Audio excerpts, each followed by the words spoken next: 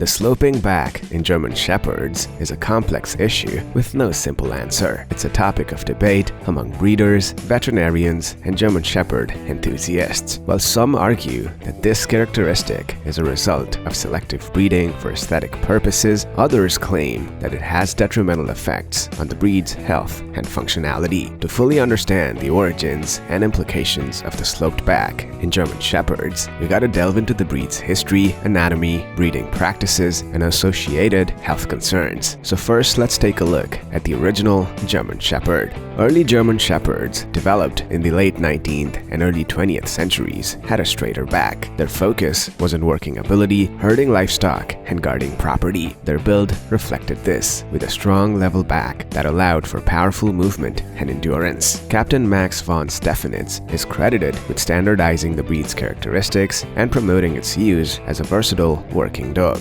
Originally, these German Shepherds had a more straight-backed conformation akin to other herding breeds like the Belgian Malinois. Now let's talk about the shift towards a sloped back. The sloped back in German Shepherds became more pronounced over time, particularly in show lines. This change in conformation is largely attributed to selective breeding aimed at achieving a more aesthetically pleasing appearance for dog shows. Breeders sought a more angulated hindquarters, which inadvertently led to the characteristic sloped back seen in many modern German Shepherds. The exact reasons for this preference are unclear, but some theories suggest it created a more imposing appearance or mimicked the posture of a galloping horse, which was then considered a sign of elegance. The sloped back in German Shepherds is a result of differences in the lengths of their forelimbs and hind limbs, causing the rear to be higher than the front when standing naturally. This conformational trait is known as roach back or saber back. While it may contribute to the breed's distinctive silhouette, it also raises concerns about musculoskeletal health and biomechanical efficiency,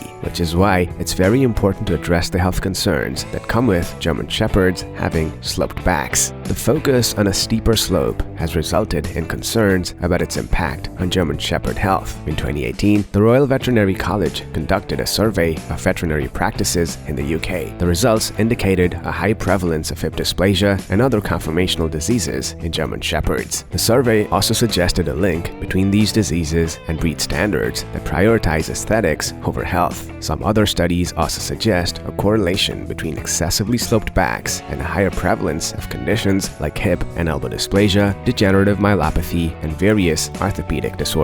Hip and elbow dysplasia is a painful condition that arises from malformed joints in the hips and elbows. The abnormal gait caused by a sloped back can put strain on these joints, increasing the risk of dysplasia. Similarly, degenerative myelopathy is a neurological disease that affects the spinal cord and can cause hind limb weakness and paralysis. While the exact cause of this issue is unknown, some researchers theorize that the sloping back may put stress on the spinal cord, potentially contributing to the disease. Likewise, when it comes to orthopedic disorders, the sloped back puts increased strain on the dog's joints and spine, potentially leading to conditions such as arthritis, intervertebral disc disease, and osteochondrosis. Now that we've talked about the health concerns surrounding the sloping back in German Shepherds, let's delve into the controversy surrounding the breeding practices that prioritize this aesthetic trait. The sloped back in German Shepherds has sparked considerable debate within the dog breeding and animal welfare communities. Critics argue that prioritizing appearance over health compromises the breed's well-being and undermines its original purpose as a versatile working dog. Countries such as Germany have even implemented breed standards that discourage extreme angulation and prioritize functional movement and soundness. While some show dog breeders argue that the current breed standard, which allows for a moderate top-line slope,